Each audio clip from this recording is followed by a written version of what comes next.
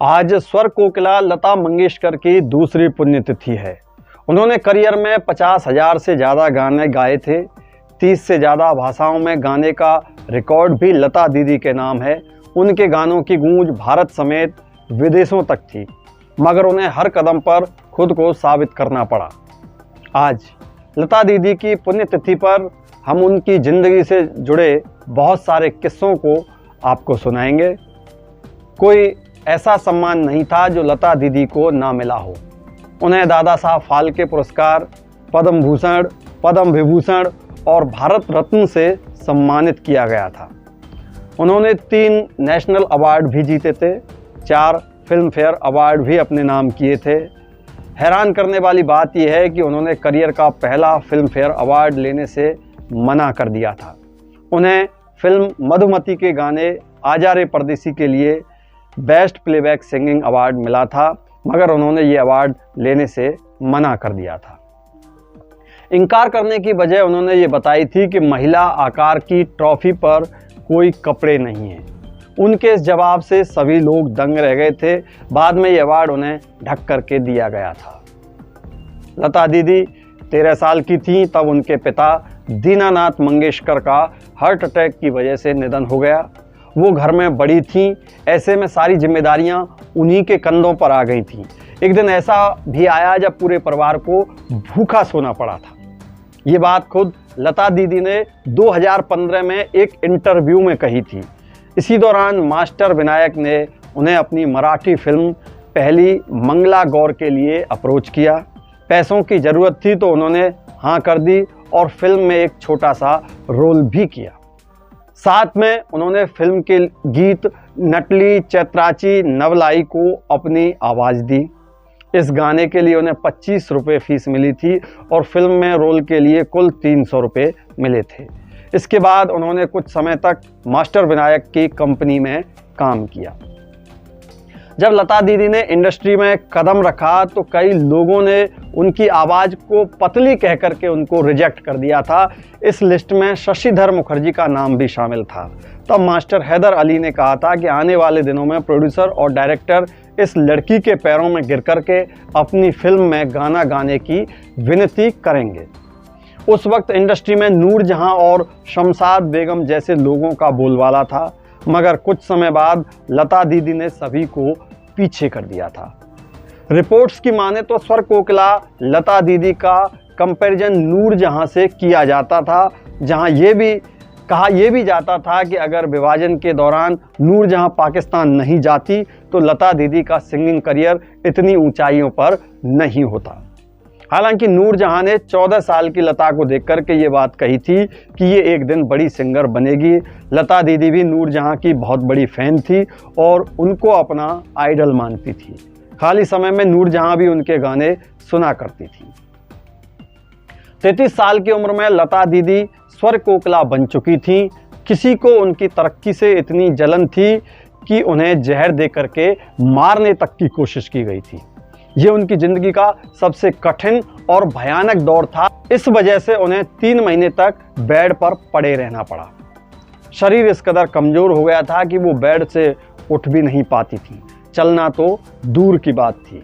उनके इस कठिन समय में कवि मजरूम सुल्तानपुरी उनका सहारा बने। मजरूम दिन भर अपना काम करके शाम को उनके पास जाकर के कविताएं सुनाया करते थे और उनका मन बहलाया करते थे।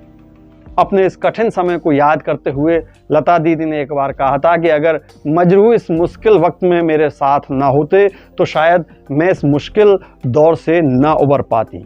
अफवाह ये भी थी कि इस हादसे की वजह से उन्होंने अपनी आवाज़ खो दी थी। हालांकि बाद में उन्होंने इस बात का खंडन करते हुए कहा था कि मैंने अपनी आवाज़ कभी नहीं खोई थी।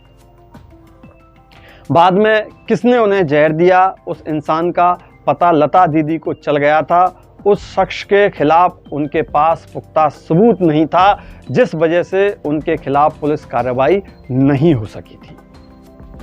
लता दीदी की आवाज़ में वो दर्द था जिसे सुनकर के पूर्व प्रधानमंत्री जवाहरलाल नेहरू भी खुद को रोने से रोक नहीं पाए थे।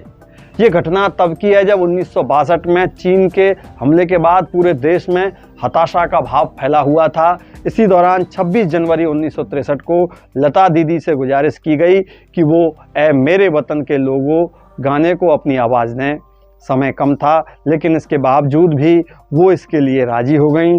फ्लाइट में ही टेप रिकॉर्डर पर इसे थोड़ा थोड़ा सुन करके प्रैक्टिस की गई। जब उन्होंने इस गाने को अपने मधुर आवाज़ में पिरोया तो सामने बैठे पंडित जी समेत सभी अतिथियों की आंखें नम हो गई थीं। जब गाना खत्म हुआ तो महबूब खान लता दीदी के पास गए और कहा, लता, पंडित जी तुम्हें बुला रहे हैं। इसके बाद लता दीदी की मुलाकात पंडित जी समेत इंदिरा गांधी और कई अन्य राजनेताओं से हुई। पंडित जी ने उनसे कहा, बेटी, तुमने आज मुझे रुला दिया, मैं घर जा रहा हूँ, तुम भी मेरे साथ आ जाओ और मेरे घर पर चाय पियो। लता दीदी उनके साथ घर चली गईं। वहाँ वो एक कोने में जाकर के बैठ गईं। तभी इंदिरा गांधी आईं और बोलीं, मुझे आपको दो लोगों से मिलाना है जो सही अर्थों में आपके कदरदान हैं। वो आपसे मिलकर के बेहद खुश होंगे। और फिर भी अपने दो बेटों राजीव और संजय के साथ लौटीं और बोलीं, ये आपके बड़े फैन हैं। 1943 में लता दीदी ने पहला हिंदी गाना गाया था। मराठी फिल्म गाजा भाऊ के गाने माता एक सपूत की दुनिया बदल दे तू को अपनी आवाज़ दी थी। 1945 से उन्होंने उस्ताद अमन अली खान से क्लासिकल म्यूजिक की ट्रेनिंग लेनी शुरू कर दी थी। 1948 में उन्हें पहला मेजर ब्रेक फिल्म मजबूर के गाने दिल मेरा तोड़ा से मिला था। 1949 में उनका पहला सुपरहिट गाना फिल्म महल का था, जिसके बोल थे, आएगा आने वाला। उन्होंने 1959 में फिल्म मधुमती, 1958 के गीत आजा रे परदेसी के लिए अपना पहला फिल्म फेयर पुरस्कार जीता था। वहीं 1973 में उन्हें फिल्म परिचय के गीत बीती ना बिताई रहना के लिए पहला नेशनल अवार्ड मिला था। लता दीदी का पहले नाम हेमा था। बाद में उनके पिता ने अपने नाटक भाव बंधन की लीड फीमेल कैरेक्टर लतिका से प्रभावित होकर के उनका नाम लता रख दिया था। पहले लता दीदी के पिता का नाम दीनानाथ अभिषेकी था, लेकिन वो चाहते थे कि उनकी आगे की पीढ़ी का नाम बिल्कुल अलग हो। उनके पुरखों के गांव का नाम मंगेशी था और कुल देवता का नाम मंगेश था। इस तरह उन्होंने अपना सरनेम मंगेशकर कर लिया था। शनिवार 28 सितंबर 1929 को लता दीदी का जन्म इंदौर के एक सिख मोहल्ले में अपनी मौसी के घर हुआ था। बचपन में कई साल उन्होंने इंदौर में ही गुजारे। पिता के नाटक कंपनी में काम करने का सिलसिला यहीं से शुरू हुआ था। उन्होंने पिता के निधन के बाद 1945 में मुंबई का रुख कर लिया। लता दीदी किशोर कुमार को अपना भाई मानती थी।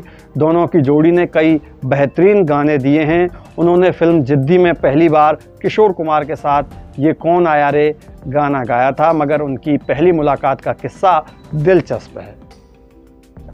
करियर की शुरुआत में लता दीदी लोकल ट्रेन पकड़ करके स्टूडियो जाती थीं। एक दिन महालक्ष्मी स्टेशन में एक व्यक्ति कुर्ता पजामा पहने और छड़ी लिए उनके कंपार्टमेंट में चढ़ गया।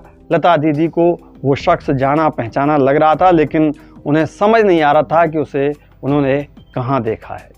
जब उन्होंने लोकल से उतर करके तांगा लिया तो वो शख्स भी तांगे के पीछे आने लगा। वो घबरा गईं और तेज़ी से स्टूडियो पहुंची। यहाँ वो शख्स पीछे ही आ रहा था। स्टूडियो पहुंच करके उन्होंने संगीतकार खेमचंद से कहा कि ये कौन है जो मेरा पीछा कर रहा है। खेमचंद ने पीछे देखा तो हंसने लगे और कहा, ये किशोर कुमार है, अशोक कुमार का भाई। कुछ इस तरह दोनों की पहली मुलाकात हुई थी। लता दीदी के पिता दीनानाथ मंगेशकर ज्योतिषी भी थे। उन्होंने पहले ही कह दिया था कि वो कभी शादी नहीं करेंगे। उन्होंने लता दीदी की माँ से कहा था, देखना यह एक दिन नामी सिंगर भी बनेगी। क्यू फॉर क्वीन, सिंगिंग की रानी। लता दीदी को सिंगिंग की रानी कहना गलत नहीं होगा। उन्होंने न जाने कितने सिंगर्स के लिए म्यूजिक का सफ़र आसान बना दिया। उनका गोल्डन पीरियड 1950 से शुरू हुआ और 1980 तक जारी रहा। इसके बाद उन्होंने चुनिंदा प्रोजेक्ट्स पर ही काम किया। 1974 में the Guinness book of record में लता दीदी के नाम सबसे अधिक 25,000 गीत गाने का रिकॉर्ड दर्ज किया गया था। इस रिकॉर्ड पर मोहम्मद रफ़ी का कहना था कि यह नंबर गलत है। दीदी ने 28,000 से ज़्यादा गाने गाए थे। वहीं पूरे करियर में उन्होंने 50,000 से ज़्यादा गीतों को अपनी आवाज़ दी। 5 साल की लता दीदी को सुर में गाता देख पिता ने संगीत सिखाने का फैसला किया था।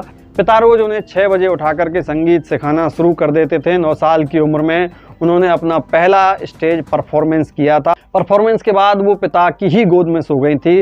लता दीदी ने कई गाने गाए, लेकिन कभी भी उन्होंने खुद का गाना न फिल्मी पर्दे पर देखा और न ही सुना। उनका मानना था कि वो सुनने के बाद खुद के गाए गाने में कमी निकाल देंगी। लता दीदी अपने भाई बहनों से बहुत प्यार करती थीं। बहन आशा भोसले के लिए उन्होंने पढ़ाई तक को त्याग दिया था। दरअसल लता दीदी और आशा भोसले एक ही स्कूल में पढ़ने जा रही थी।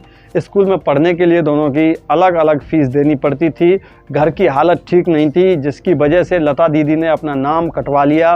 वो सिर्फ 2 दिन ही स्कूल जा पाई थी।